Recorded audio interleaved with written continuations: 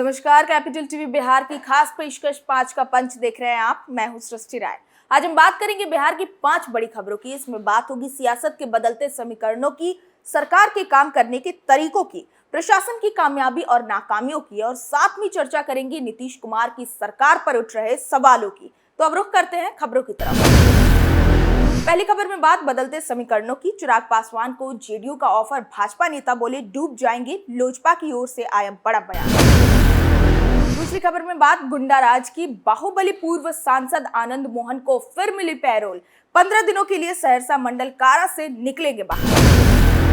तीसरी खबर में बात तीखे बयानबाजियों की। बीजेपी सत्ता में आई तो बदलेगा बख्तियारपुर का नाम। बेगूसराय में केंद्रीय मंत्री गिरिराज बोले गुलामी की सारी निशानियों को बिहार से हटा दूंगा। चौथी खबर में बात जेडीयू की इफ्तार पार्टी की। बिहार हिंसा में उपद्रवियों पर सरकार सख्त, फिर हुई कई गिरफ्तारी, ओवैसी ने किया बड़ा बयान। पांचवी खबर में बात बिहार हिंसा की। रामनवमी पर देश के कई हिस्सों में हिंसा, दिल्ली से लेकर बंगाल तक मचा भारी बवाल।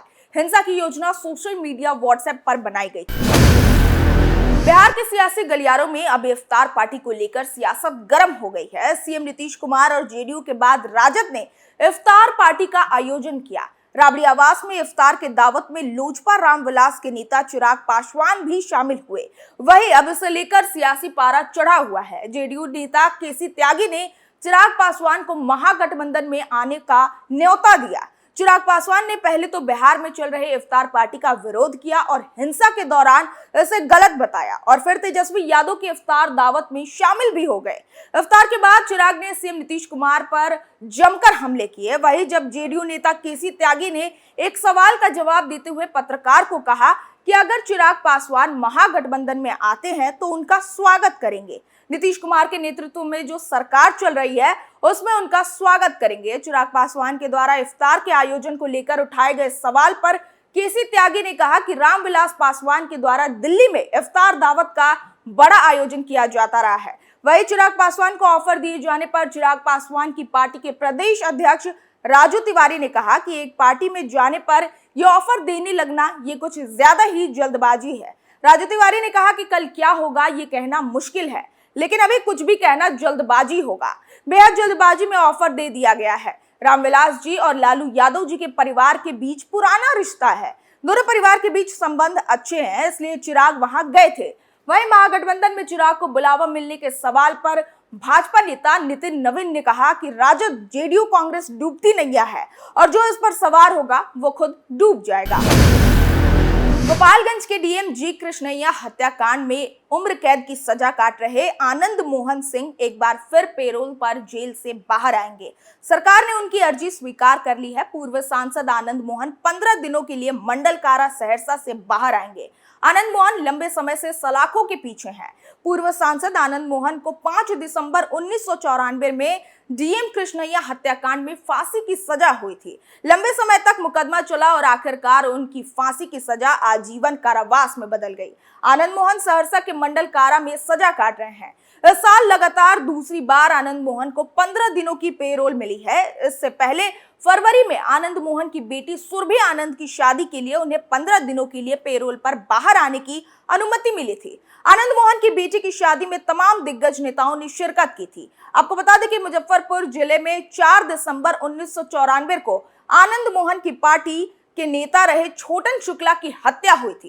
इससे अगले दिन 5 दिसंबर को आक्रोशित लोग छोटन शुक्ला के शव के साथ सड़क पर प्रदर्शन कर रहे थे। इस दौरान मुजफ्फरपुर के रास्ते पटना से गोपालगंज जा रहे डीएम जी कृष्णैया पर भीड़ ने मुजफ्फरपुर के खबड़ा गांव में हमला कर दिया था। डीएम की कनपट्टी में एक गोली भी मार दी। मॉब लॉन्चिंग में डीएम कृष्णैया की हत्या से पूरा देश स्तब्ध रह गया था।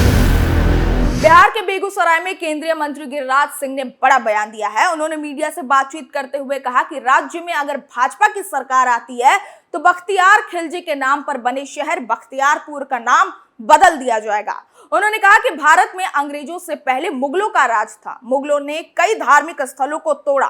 बख्तियार खिलजी ने नालंदा जैसे ज्ञान विज्ञान के केंद्र को तोड़ा। ऐसे में आज बख्तियारपुर और बेगूसराय जैसे शहरों का नाम बदलने की जरूरत है। हमारी सरकार के आते ही गुलामी के सारे चिन्हों को मिटा दिया जाएगा। गिरिराज सिंह ने कहा कि यह तुष्टीकरण की राजनीति नहीं है। भारत के मुसलमान मुगल के वंशज नहीं हैं, ये हमारे वंशज हैं। रामनवमी हिंसा मामले में राज्य सरकार पर सीधा हमला करते हुए केंद्रीय मंत्री ने कहा कि राज्य में लॉ एंड ऑर्डर नाम की चीज ही नहीं है। सरकार वोट के लिए दंगइयों को छोड़ रही है और हिंदुओं को फंसा रही है। ये बहुत दिनों तक चलने वाला नहीं है। मैं सरकार से आग्रह करता हूं कि असली आरोपियों पर कार्रवाई की जाए, हिंदुओं पर लगाए गए झूठा मुकदमा को वापस लिया जाए।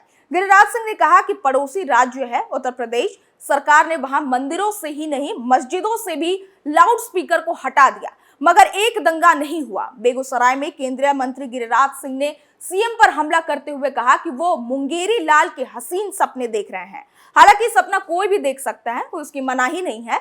बिहार की जनता ने अपना प्रधानमंत्री नरेंद्र मोदी को चुना है, अभी वो पद खाली नहीं है। राज्य में सासाराम और नालंदा जल रहा था और सीएम प्रधानमंत्री बनने का सपना देख रहे थे। उन्हें ऐसा लगता है कि वो टोपी पहनकर प्रधानमंत्री बन सकते हैं, लेकिन राज्य में तुष्टीकरण की पराकाष्ठा है। बिहार हिंसा के बाद पुलिस छापेमारी कर दंगइयों को गिरफ्तार कर रही है, जिस गिरफ्तारी पर अब सियासत गर्म होती दिख रही है।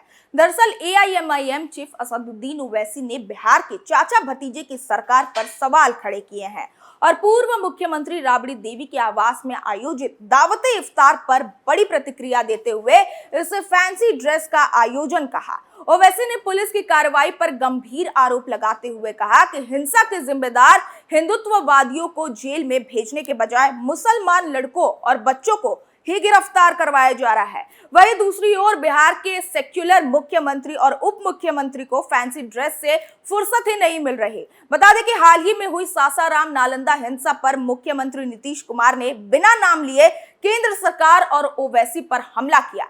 कहा कुछ लोगों की ओर से जानबूझकर माहौल खराब करने की कोशिश की गई। बिहार में हिंसा नहीं हुई है, करवाई गई है। नीतीश ने केंद्र सरकार पर हमला करते हुए कहा कि दो लोग हैं, एक राज कर रहा है और दूसरा एजेंट है, यही लोग सब करवा रहे हैं। जिसके बाद ओवैसी ने पलटवार करते हुए सोशल मीडिया पर लिखा था, मैंने सीएम नीतीश कुमार से पूछा कि जुलूस के नाम पर हिंदू संगठनों ने फसाद फैलाया और प्रशासन उन्हें रोकने में नाकामयाब रही, लेकिन मेरे सवाल का जवाब देने के बजाय वो हमें एजेंट कह रहे हैं। आप अपने भतीजे को लेकर मस्जिद जाइए, मुआवजे का ऐलान कीजिए। जब वहां जाना था तब खजूर खा रहे थे।